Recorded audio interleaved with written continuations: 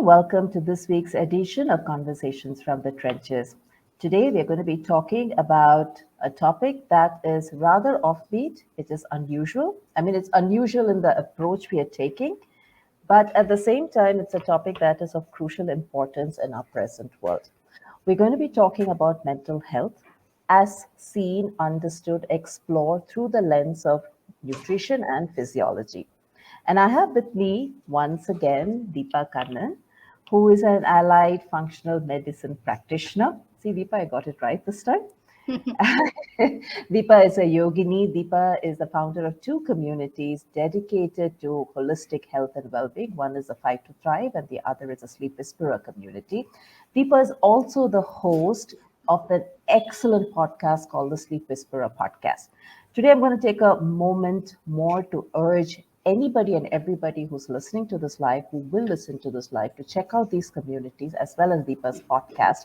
Because when it comes to mental health, nutrition as well as rest, the physiology plays a very crucial role in our ability to manage it.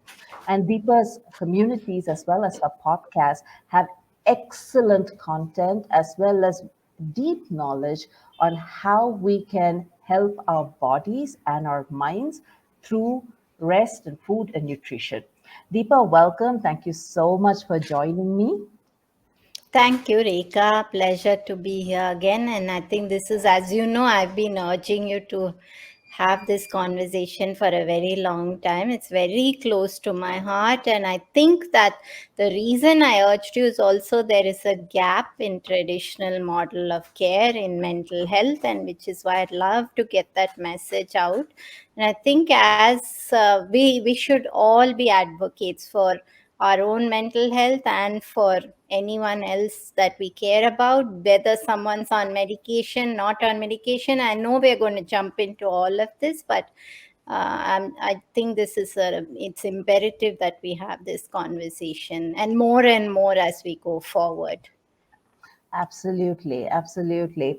In fact, I know, like you said, you have been urging me to have this conversation, and I have deferred it to today for a very particular reason that I have already shared on social media. Yesterday was my father's 22nd anniversary of transitioning from his human form to being an ancestor.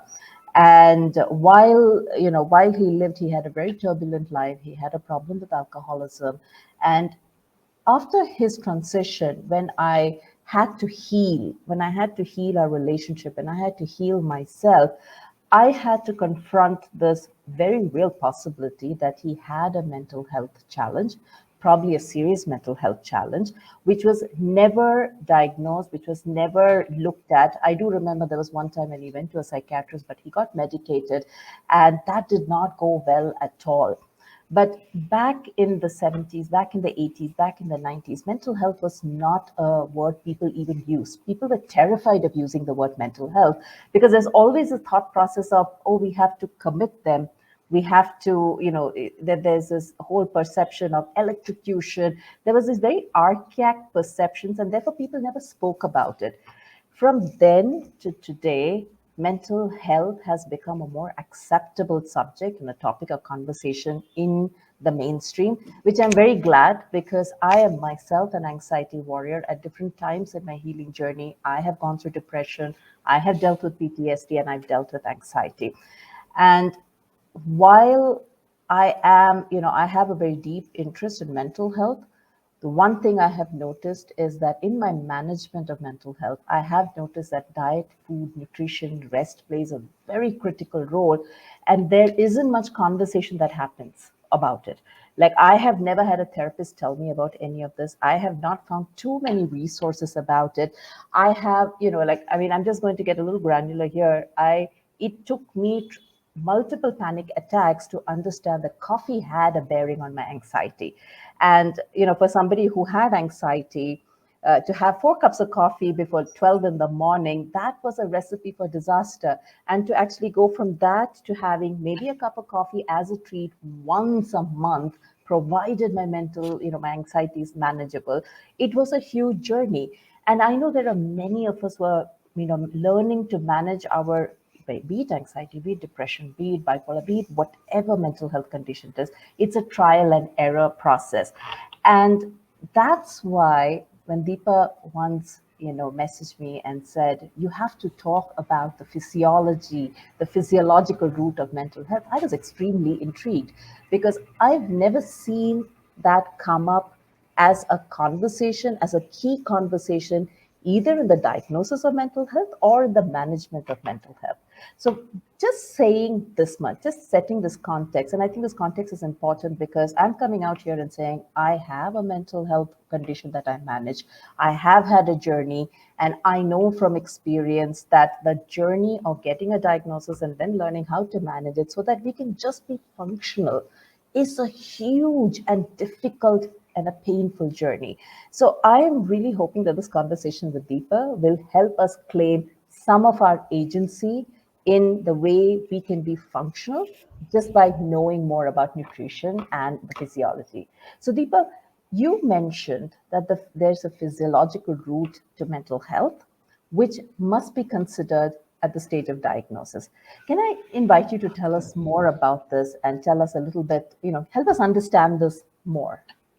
Yeah, absolutely. And this all started, Rekha, when there was, as I mentioned to you once, I was speaking to a very dear friend of mine who was working a lot as an advocate for mental health and getting people to talk about their challenges and exploring the aspect of counseling, therapy, or medication.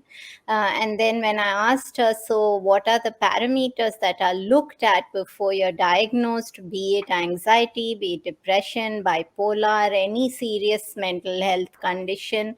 And she said, no, those things come later. And to me, that was quite alarming because, I mean, there's so many aspects in the physiology. There can be states of inflammation, which can look at inflammatory markers. Mm, There's the aspect of hormonal dysregulation, which especially in women can show up in pretty alarming ways. yeah, And I know that you did want to talk a little bit about women specific. We'll come to that yeah, later.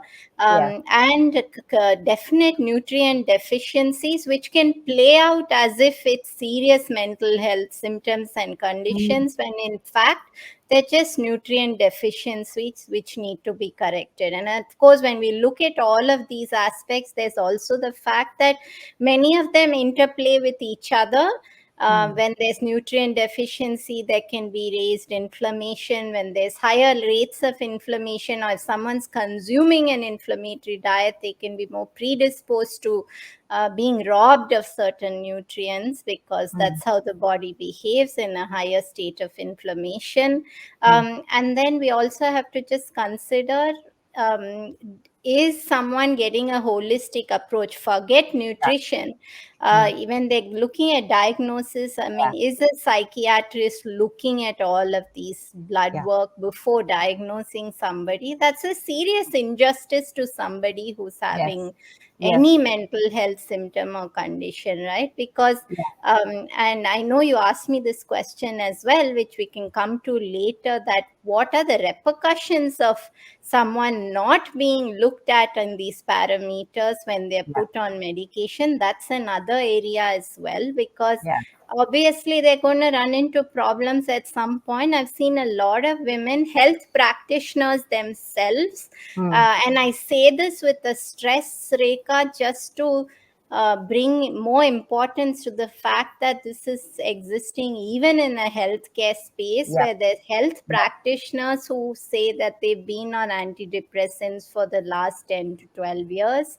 yeah, And they're not even considering other aspects, because some of these medications themselves can put you into a state of yeah, inflammation.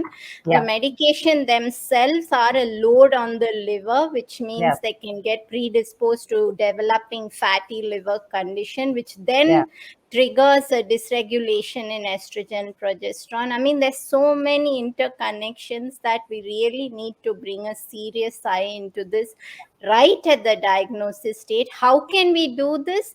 I'm not saying this is going to happen tomorrow, because yeah, obviously this is running into several areas which yeah, maybe traditional psychiatry is not going to change very yeah, soon. But what yeah, you can do as a patient or as a practitioner, a health practitioner, is to be the gap. You can bridge the gap between Yeah. yourself and your doctor. And it doesn't matter if a psychiatrist is not telling you to look at those aspects, you can still do that. You can be Yeah. that advocate of mental health for yourself.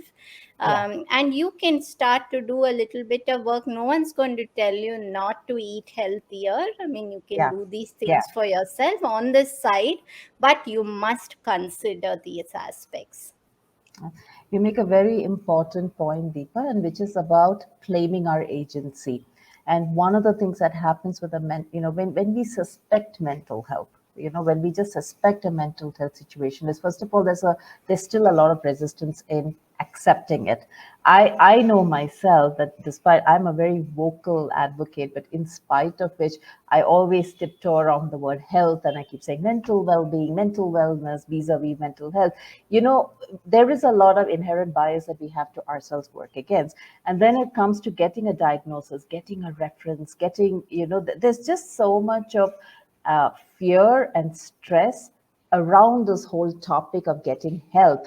And the fact of it is, if we know more, the more we know, the more we can claim our agency, the more we can ask questions, the more we can point out factors rather than be somebody who is just taking instructions from a doctor, from be it a therapist, be it a clinical psychologist, be it a psychiatrist, be it at any level. So I think that's very, very critical. You make that And point about before we move on, Rika, I must tell you, because you asked about diagnosis, that the other thing that we must consider is the practitioner who is talking to us about medication, whether it's for yeah, anxiety or depression or more serious conditions.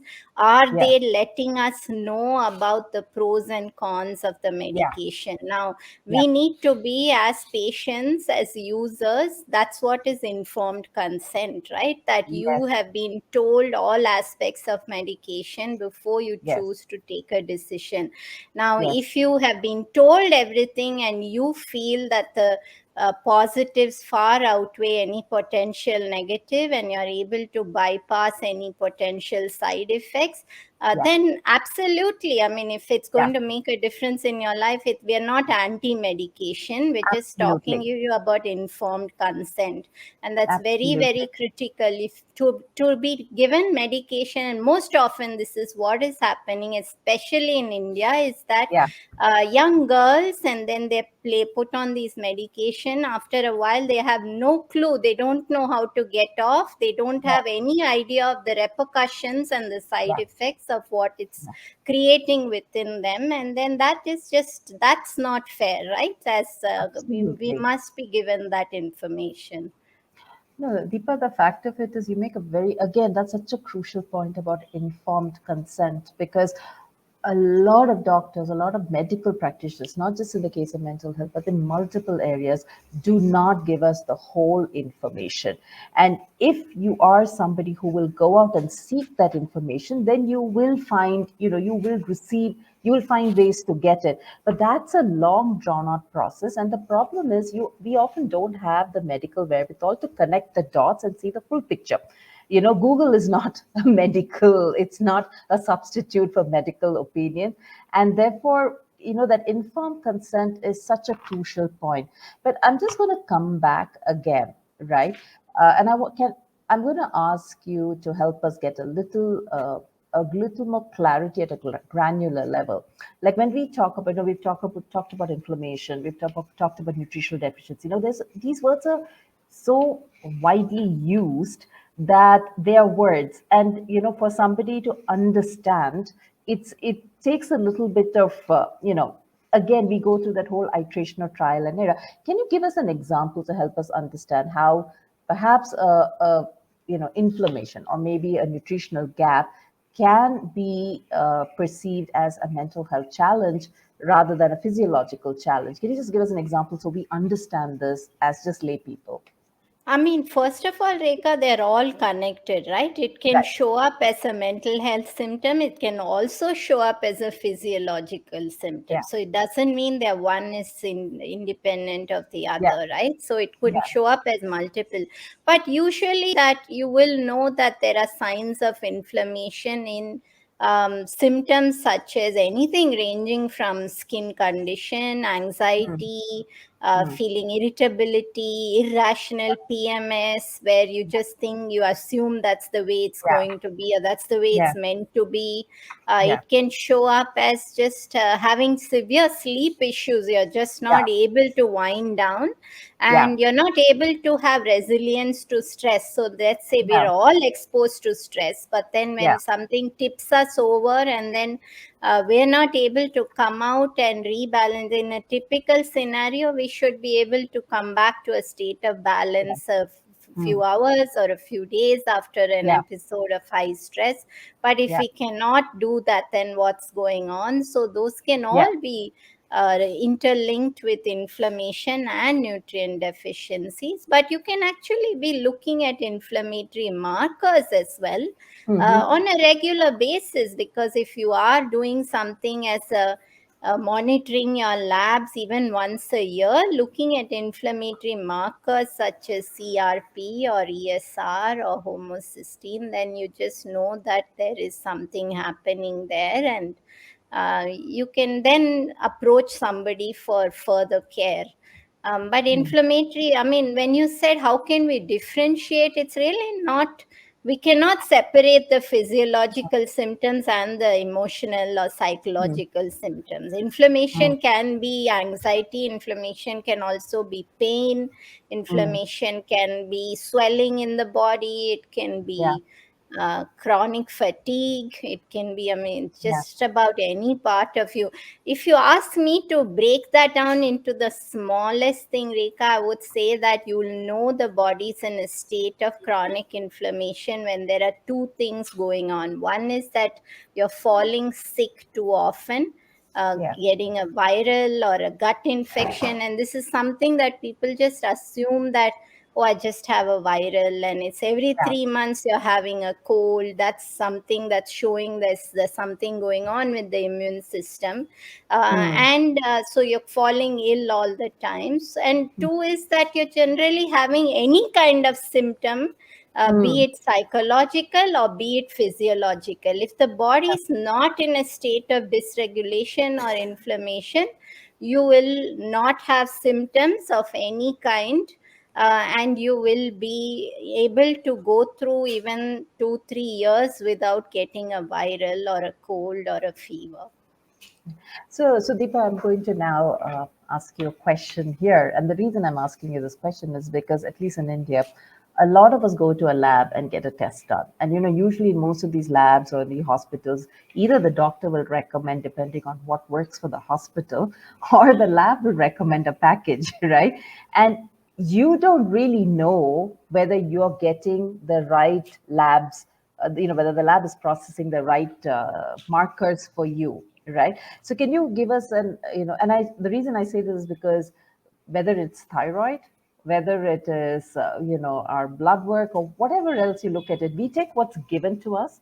We look at a package, we listen to whoever's telling us about the package, we take the work, we take the blood results, we go there, and decisions are made on that, right? So how can we make an informed decision about, even when we are getting our labs done, so that we are getting the right information we need to interpret, so that a therapist, a therapist or a practitioner can interpret it in the context of physiology?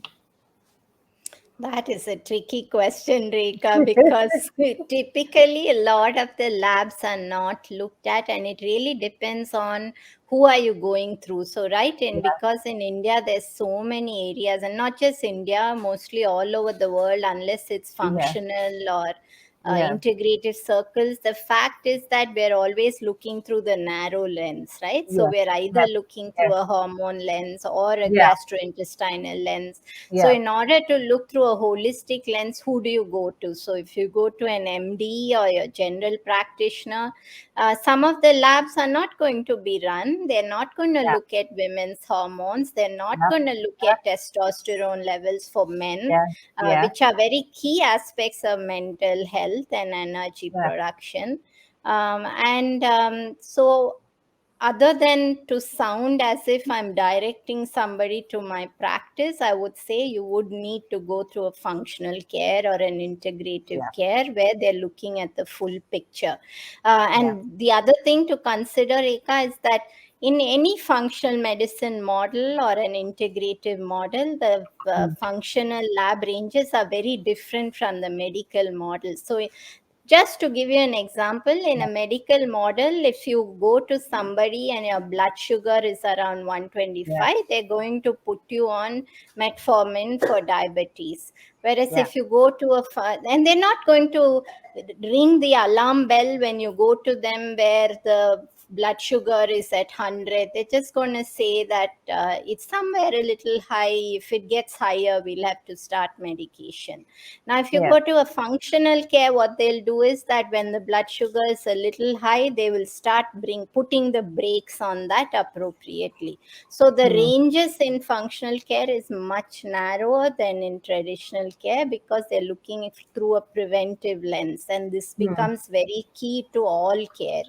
Mm. Because as recently, Rekha, that Alzheimer's has been called type 3 diabetes because Yeah. how Yeah. blood sugar is actually controlling neuroinflammation.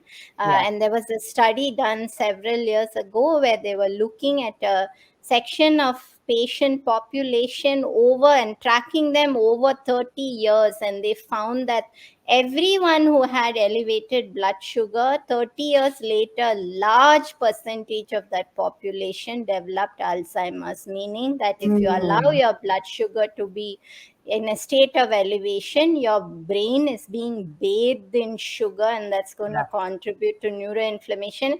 And why I'm bringing this up, Rekha, is because just recently I saw in one of the Facebook women's forum where they were discussing blood sugar, and they were just casually commenting to Yeah. each other, oh, my blood sugar's always Yeah. been 110, 115.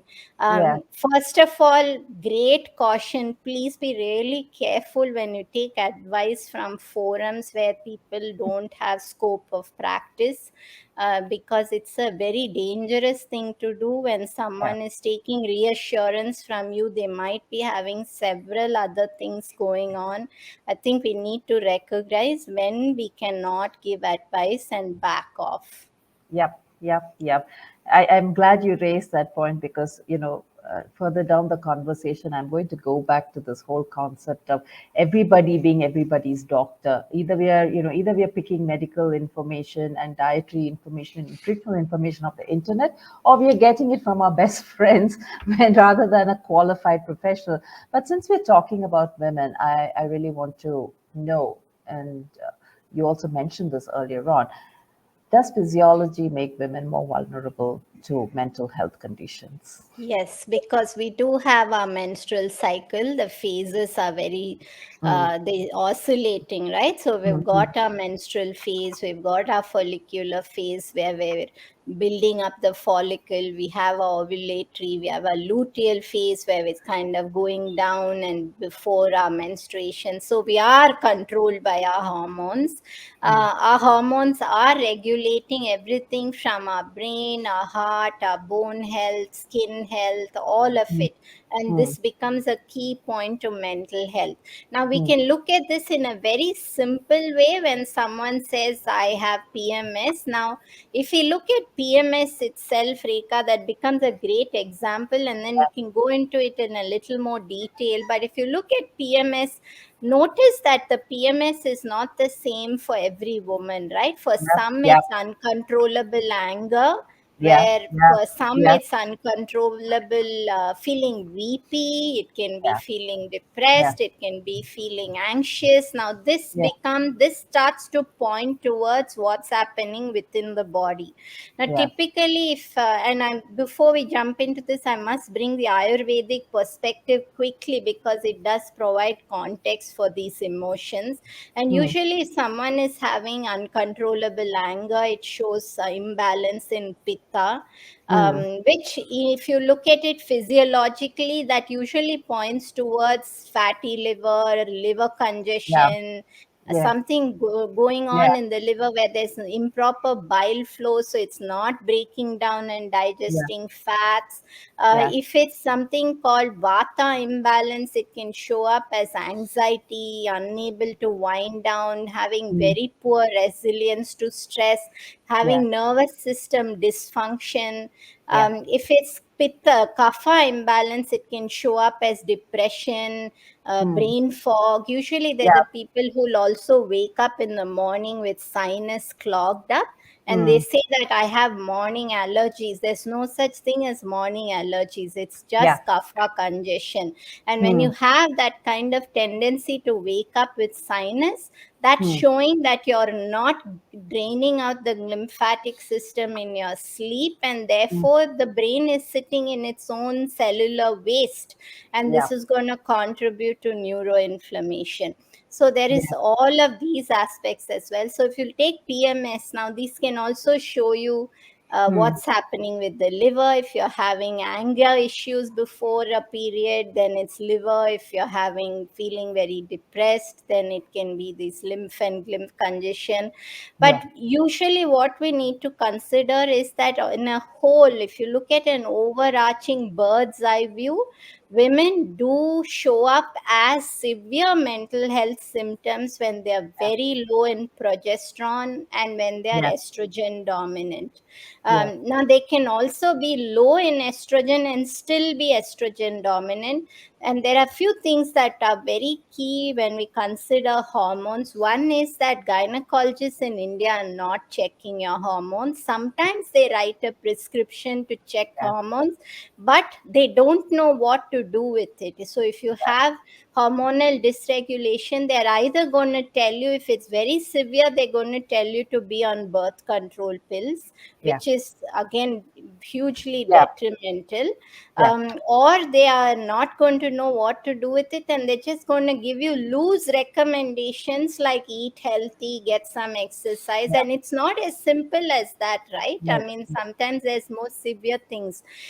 So we need to consider that they are not going to look at the hormones. Two is that even if you go to someone where you look at hormones, women can shift in the hormone Yeah. patterns dramatically from Yeah. 6 months before to 6 months later. So they can Yeah. have perfect equilibrium of estrogen and progesterone, and then 6 months later it can go like a seesaw. So we need to be monitoring it closely, frequently.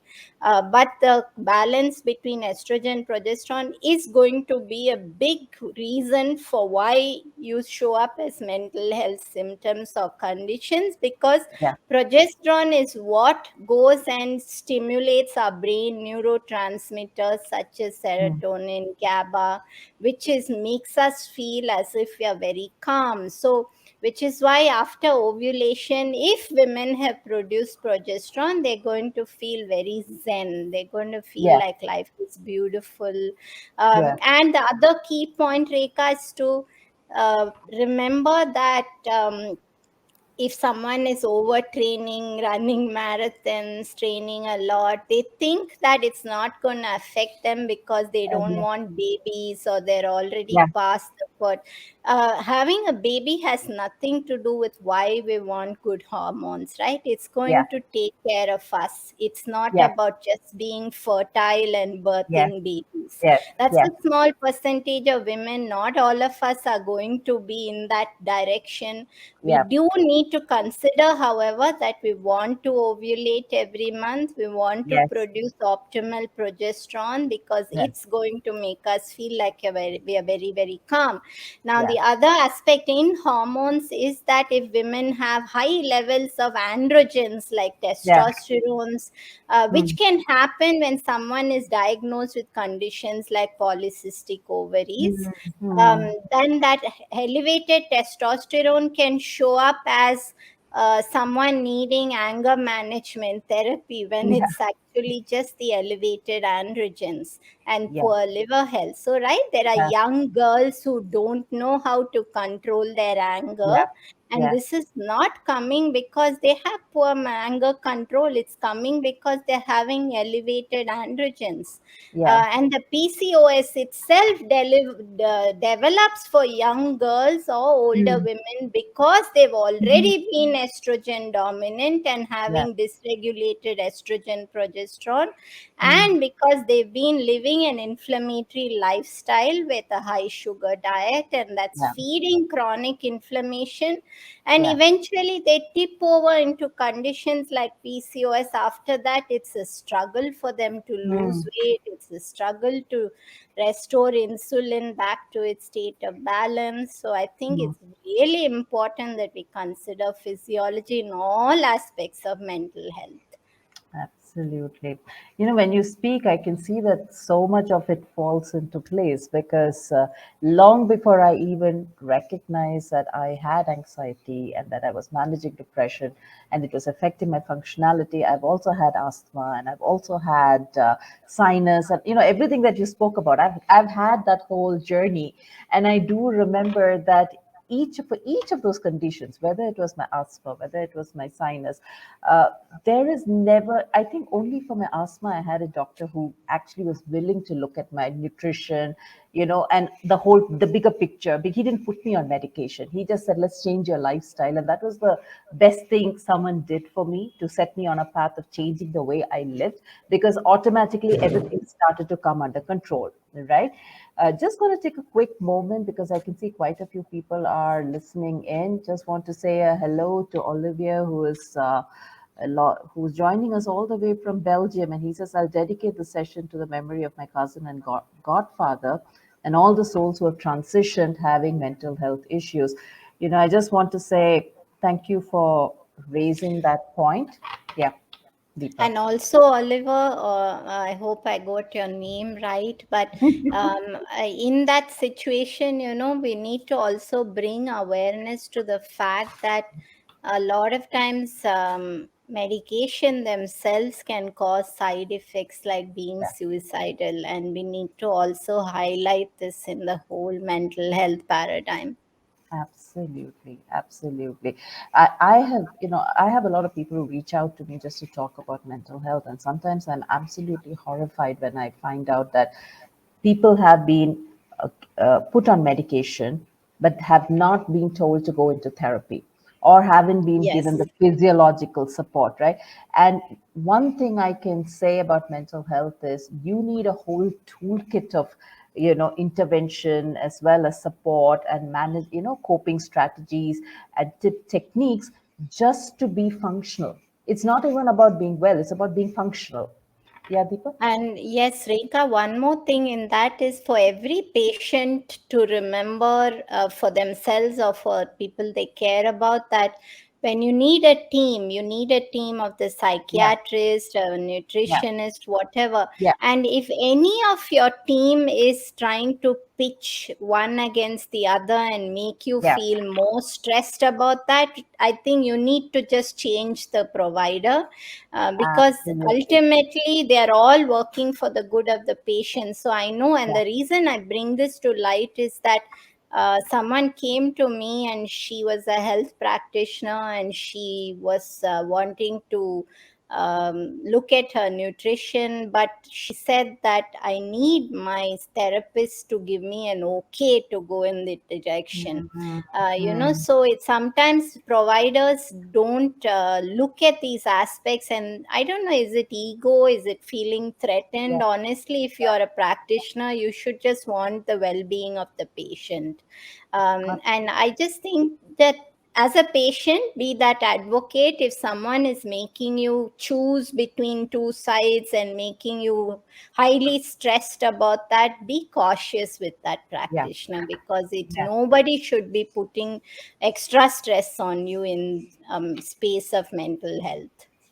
Yeah, and I think also the fact of it is when you have a mental health condition, you're already very vulnerable. Like Yes. because you're already in that space where you're confused, you're stressed, you're frightened, you're going through diverse emotions. And then on top of that, when you have somebody who's either talking down to you, withholding information, pushing you around, that's a huge red flag. That's like a really huge red flag.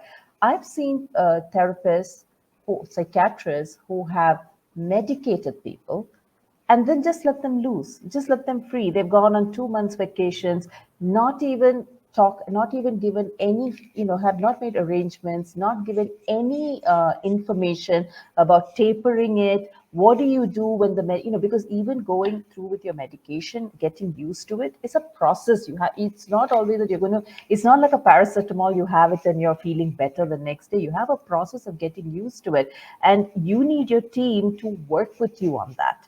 So that's a very crucial point that you've made, Deepa. That you need a team that's on your side, who's helping you navigate through that process of being functional and being better and managing it your condition better, rather than pushing you against the wall and making you go into a flight or fight mode, or even a freeze and fawn mode.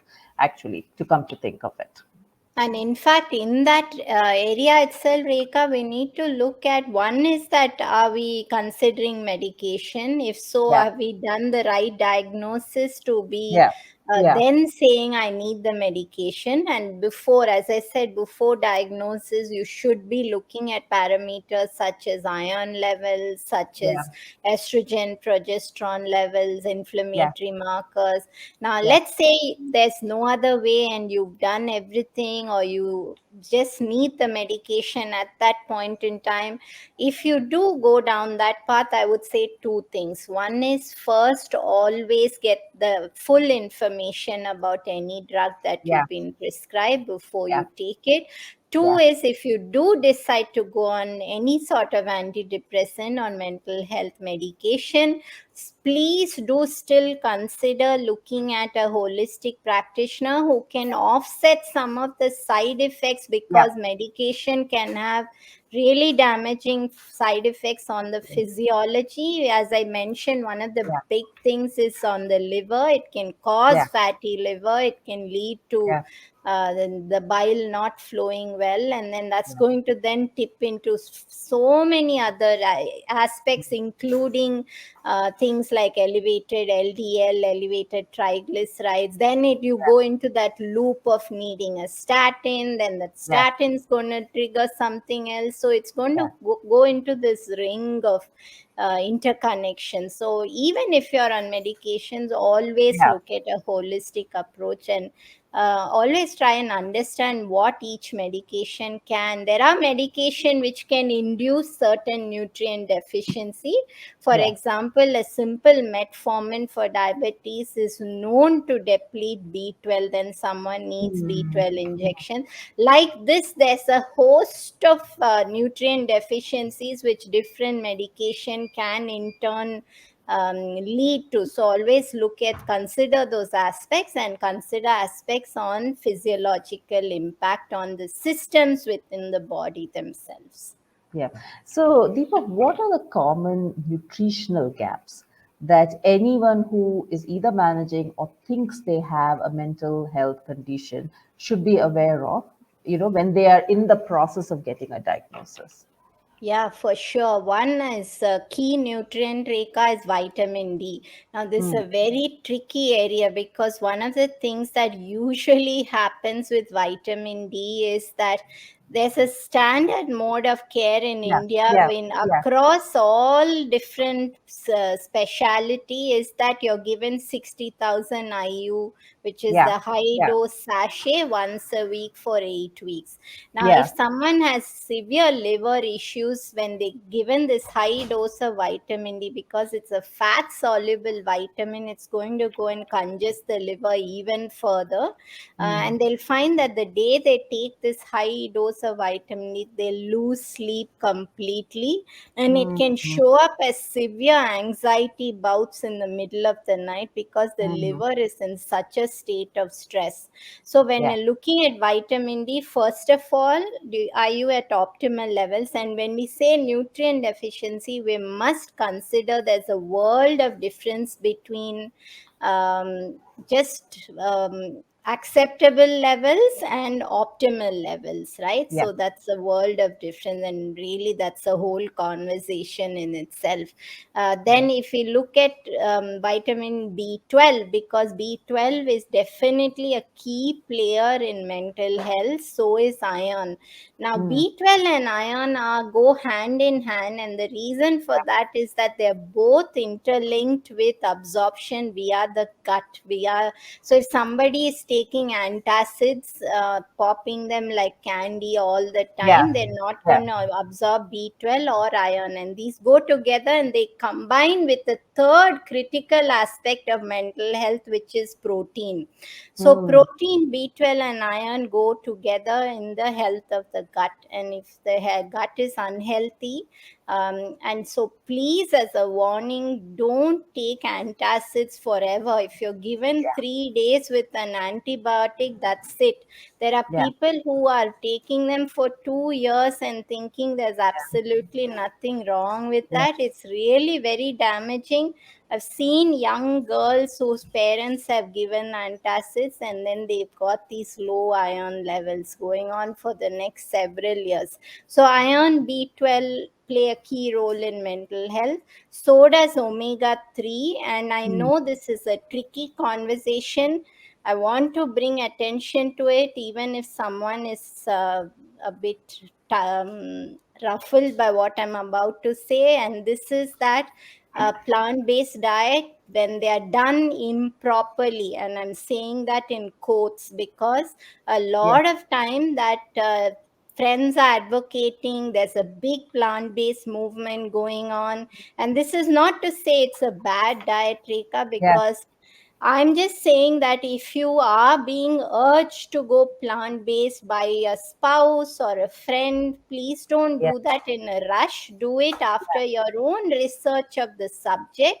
And please don't follow somebody who tells you what to eat, who's not a practitioner. It actually requires a lot more effort to stay healthy on a plant based diet. And I'm not Yeah. saying it doesn't work, I mean that you must take extra care because it's very easy to get deficient in iron, B12, and omega 3 on plant based diets. All of these three are key nutrients in mental health. And almost deficiency of almost all three of them can look like Yeah. serious mental health Yeah. conditions. Yeah. Yeah, I'm smiling, Deepa, because I mean, that was almost my next question to you. But just before we go there, I'm going to say hello to Halcyon, who is joining us all the way from Canada.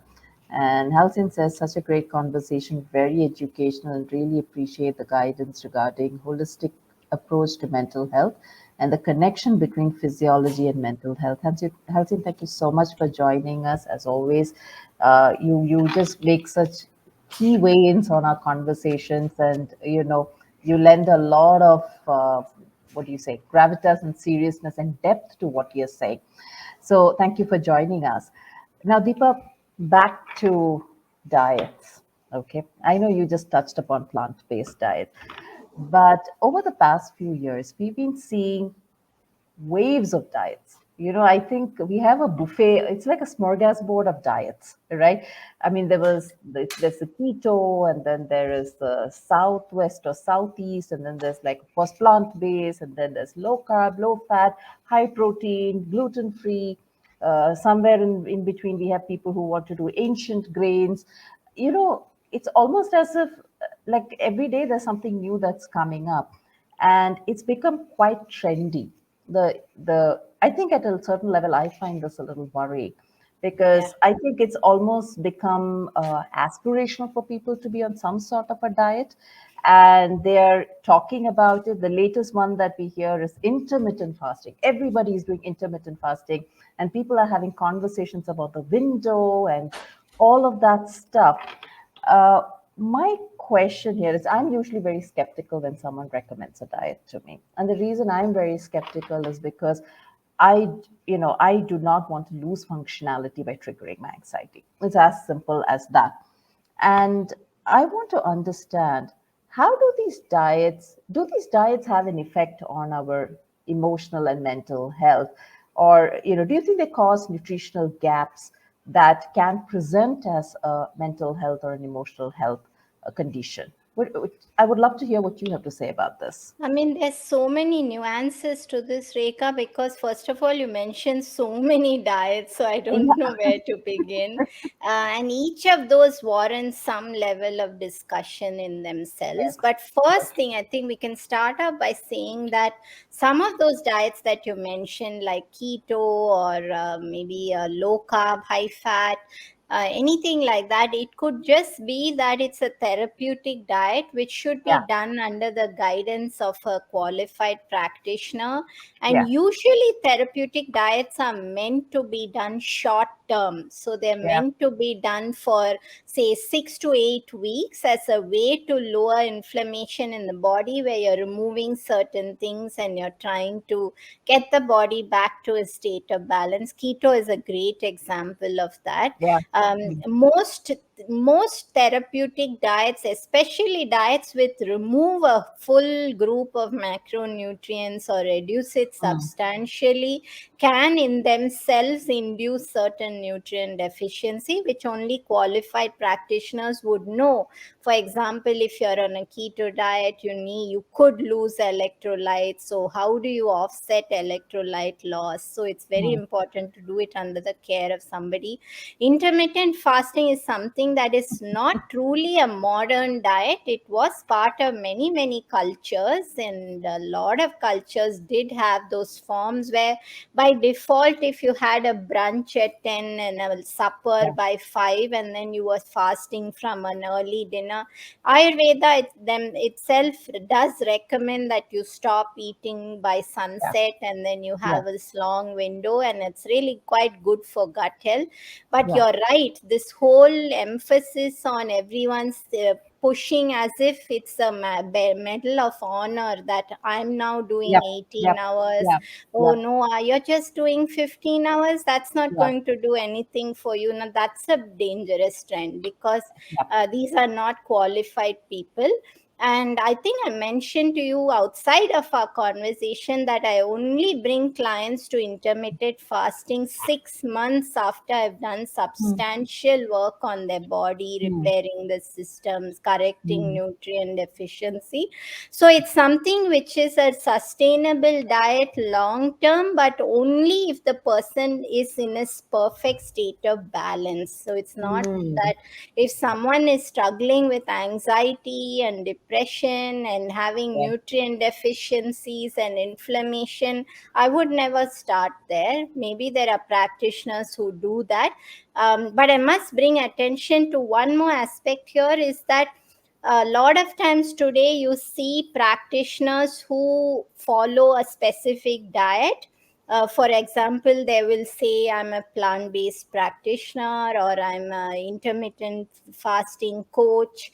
Now, if there's a practitioner who's following only one form, Yeah. one diet, Yeah. and then putting everybody into their belief, their Yeah. philosophy, that's a Yeah. dangerous trend, because Yeah. everybody needs something different. Yeah. You could need a different diet today, you could need a different Yeah. diet 5 months later. Our bodies are dynamic. Yeah. Health is always a journey, it's never a destination. So we're Yeah. going to need different things at different times. So we must take care to recognize. And anything, if you start something something and you notice that there are symptoms that feel uncomfortable to you, tune into that and always listen to the body. Is always sending great feedback. It's highly intuitive. So we Yeah. must recognize and we must learn to back off if something is not really appropriate for us at that time. Yeah. Olivia says our body is a primary aspect we should care for. How we treat our body will impact its longevity. Absolutely. Yeah. So, that's a very crucial point that you've mentioned here, that being in a state of balance and knowing that when you're not comfortable, that, you take note of it, you take cognizance of it, and you work on it. Unfortunately, what I observe around me, okay, I'm not talking about a practitioner because I'm yet to come across a practitioner who talks about IF and any of these other diets. But I do hear a lot of people who talk about IF, in in communities, in groups, in parties and whatnot. And there's always a sense of deprivation. Like it's almost like people are waiting to get to that window where they can eat, and then they're cramming food into them because they have to eat in that window. And it can also become a license to eat anything. I know people who say, I Yeah, like to fast because when I'm eating, I can eat whatever I want, and it's yeah, like what yeah, you said, you suddenly, you're using all your willpower to hit that window, and then you're yeah. just like wolfing down anything that's in front of you. That's frankly, your body's not ready to be doing that. Absolutely, absolutely.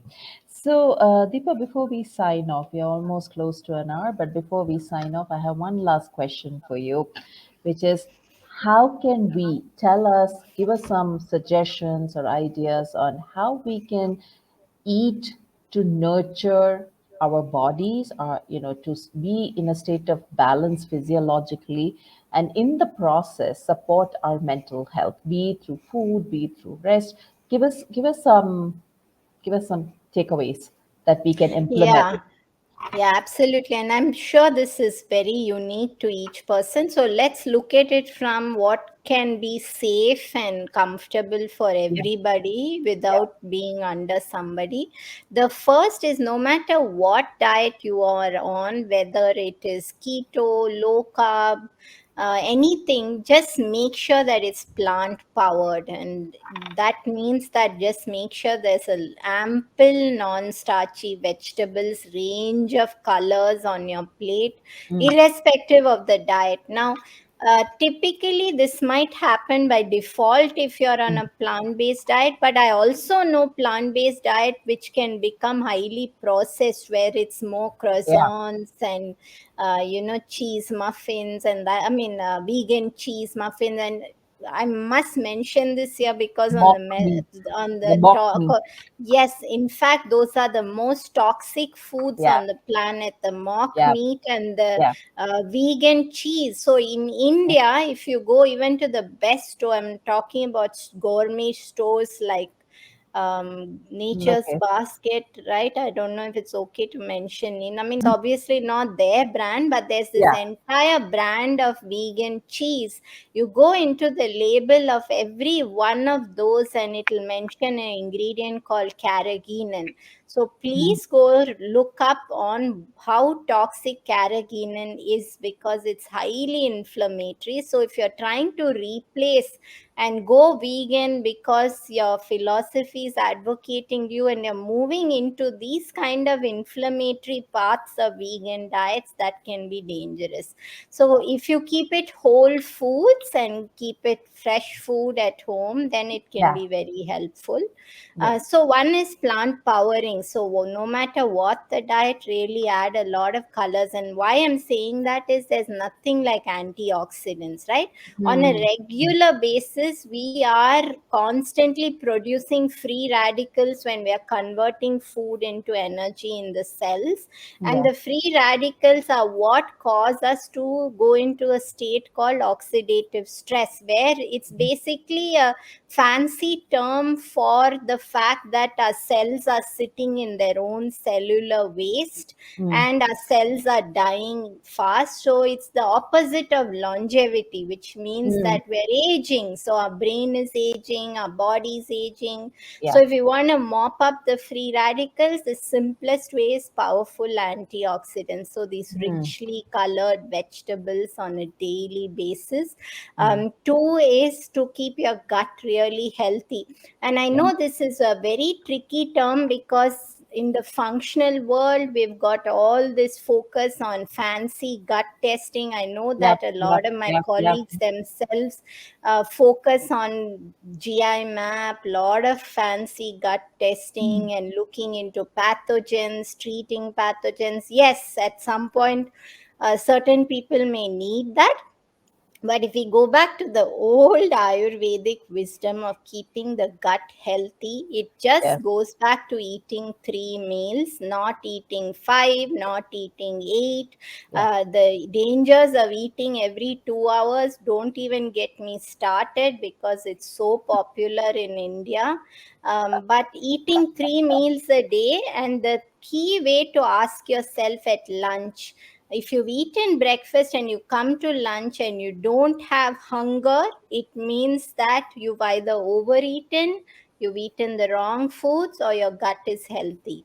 If you can feel a little bit of hunger before the next meal, that's a sign that the gut is in a state of balance, which means you're going to better absorb iron, protein, B12. So don't damage that process with antacids and rob the gut of stomach acid, which it should be having to break things down.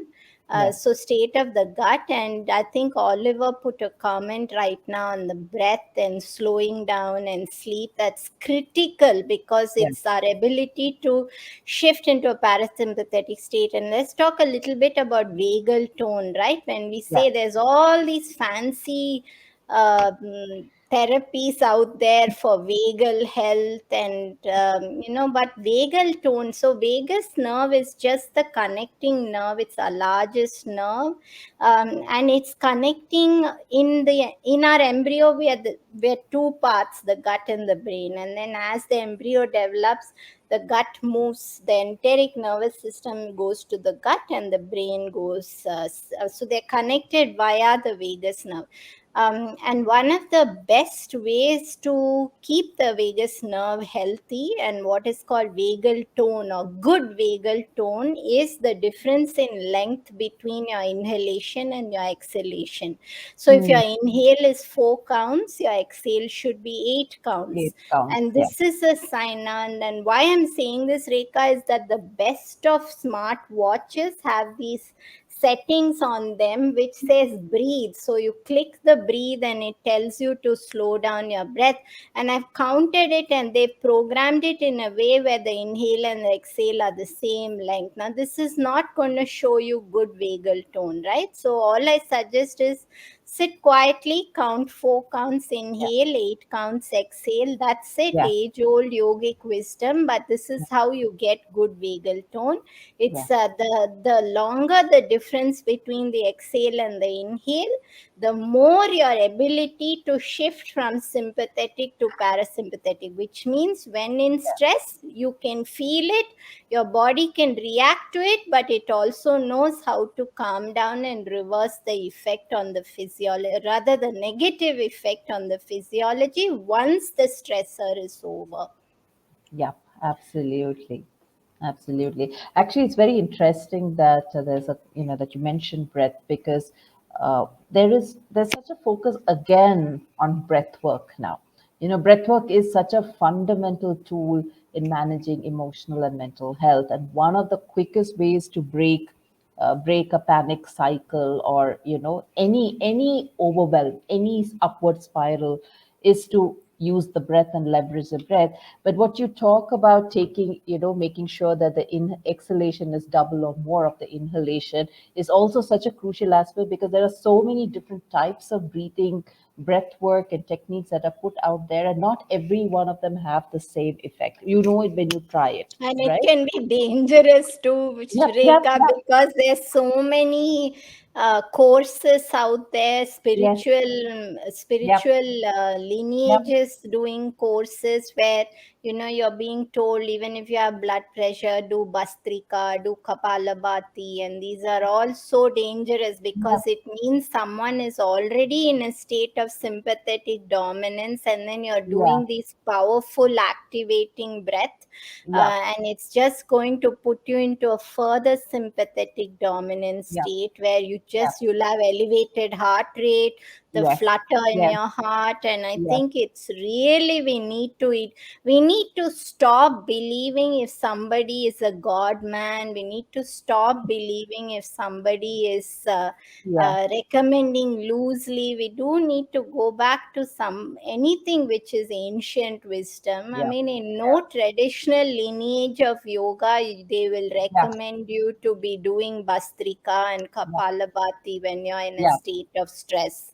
Yeah. And if we go back to any of the ancient texts, it will be clearly written that contraindications, that Yeah. people who have tendency for high stress, high blood Yeah. pressure, Yeah. cardiac issues should Yeah. refrain from doing these practices. Yeah. And that is not being followed today in many areas of yogic wisdom itself, and that Yeah. also is an area of caution because these are powerful Yeah. practices. Yes. They're going to play out as if you are in a state of uncontrollable psychosis. And in fact, Yeah. there are recommendations, some of the old books of Bihar school, where there will be contraindications that these can show up, or it should contraindicated for someone with mental health Yeah. psychosis. Yeah. Yeah. So Yeah. we Yeah. shouldn't think that because it's breath, everything is okay. It's Yeah. not like Yeah. that. It's Yeah. very, very bio-individual. Yeah. And it should be done under the care. And you'll never go wrong if you do something simple like just counting Yeah. 4 counts, Yeah. inhale, 8 Yeah. counts, exhale. Yeah. No one can go wrong. Safest Yeah. breath, just put your palm on your belly, bulge Yeah. out your belly, counting And that. 4, Yeah. bring it back, counting Yeah. 8, and you'll never go wrong with that. Yeah. No, in fact, Deepa, I want to, since we bought in this point of spirituality, that is something that I want to also very quickly address. And the reason I want to address is because, particularly in India, I see a number of people who try to, who bring in spirituality the minute there's a mental health condition involved. It's almost as if spirituality is an aspirin for a mental health condition. It is not. It really is not. And we have to be extremely careful. And why we have to be very careful is, once upon a time, spirituality was very geo-centered. It was very localized. Every ancient culture, every ancient tribe, every ancient community had their own practices which were tried and tested. There was a process to it. But in today's world, even in India, we have shamanism. We have people who are doing ayahuasca parties. We are having all kinds of stuff, which is really, really scary, and it is very dangerous. And if we have a mental health condition already, these are things that we shouldn't be getting into, because it can Yes. actually push us over the edge. You And know? also, Rekha, the other aspect, if someone is really in a state of depression, Yeah. which means Yeah. they are, Yeah. in yogic wisdom, there is sympathetic, parasympathetics, right? So Yeah. you've got the Yeah. right nostril, which depicts Yeah. sympathetic, left nostril. Now, it is clearly codified in a lot of yogic texts that depression is when someone is overtly parasympathetic, which Mm. means they are too introverted already, so Yeah. they don't need practices like sitting in meditation or trying Yeah. to, right? So Yeah. when we look at mental health, we can have these two opposing arms of it. On one Yeah. side, we've got the extremely parasympathetic, which can be highly introverted, very depressed. On the other hand, you can have highly sympathetic dominance, which is anxious, Yeah. restless, Yeah. anger management issues. Yeah. So Yeah. these require opposing therapies Yeah. and treatments. Yeah. And Yeah. just because something is ancient, as I said, doesn't mean it's a panacea for everybody Yeah. universally. It is Yeah. so Yeah. unique to each of them. So Yeah. it's very, very. I think we've got to the point where if we read a label which says herbal, we think all is okay. If we read that God man suggested it, everything is okay. And if a doctor, an MD suggests something, that's it. It's licensed for it to be Yeah. absolutely okay. Yeah. And that's where we're going wrong, because we've lost our personal sense of discrimination, Yeah. the ability to be our own advocate for health, and the Yeah. ability to recognize that at sometimes there can be gaps in any sort of a model, and Hmm. to be just looking at things from an overarching view where Yeah. we're able to recognize where is the gap, Yeah. and also to look at whether we've got the clues from our body that whatever we are doing for it is either helping us or Yeah. putting us into a further state of imbalance, and do Yeah. we have the resources to back off when Yeah. we can recognize that something is not working for us. Absolutely, absolutely. I think when we look at what is also happening, on one hand, it's fantastic that we have more conversations about mental health, and that it is more people are willing to step up and talk about it, and there is more knowledge and resources and all of that available. But on the flip side, we also have a lot of misinformation, a lot of quick fixes that are being packaged and put out there, and there is also a lifestyle change that is happening parallelly, which puts us at risk. So it's really up to us to claim our agency, whatever it is. No, we are responsible for our bodies, we are responsible for our health, and it starts with us saying, I'm responsible and I'm going to take care of myself, and I'm going to make informed decisions out here. So I think we've had a great conversation, Deepa. I think you and I can speak for hours together on any topic we pick because we just keep flowing very seamlessly. But it's past an hour. So before we sign off, any last words for the audience who are still listening in? No, absolutely. I just would say never lose hope, never despair. Mm, Don't feel that if somebody is labeling you as something, that that is who you are. yeah, That's yeah, just a state of, it's a symptom which is yeah, showing up due to certain imbalances in the physiology and the psychology at that moment in yeah, time. It is yeah, not it does not shape who you are. It has yes, nothing to do with who yes, you are. So yes, don't think mental health is a taboo. yeah, It's yeah, perfectly fine to be yeah, taking all the help. And as I just to remind you once again that please do look for an entire care team. If yeah, someone is giving you one part of that petal, you can seek yeah, out other part of those. yeah, Never get Always be ready to change any practitioner if they're increasing your stress, if they're pitching yeah, you against your desire to get a holistic approach into yeah, caring for your own mental health. yeah, Be your own advocate, and just always know that your body is giving you the clues at yeah, every moment in time, and that have faith in yourself. yeah. Thank you so much, Deepa. Thank you so much for joining me today. Thank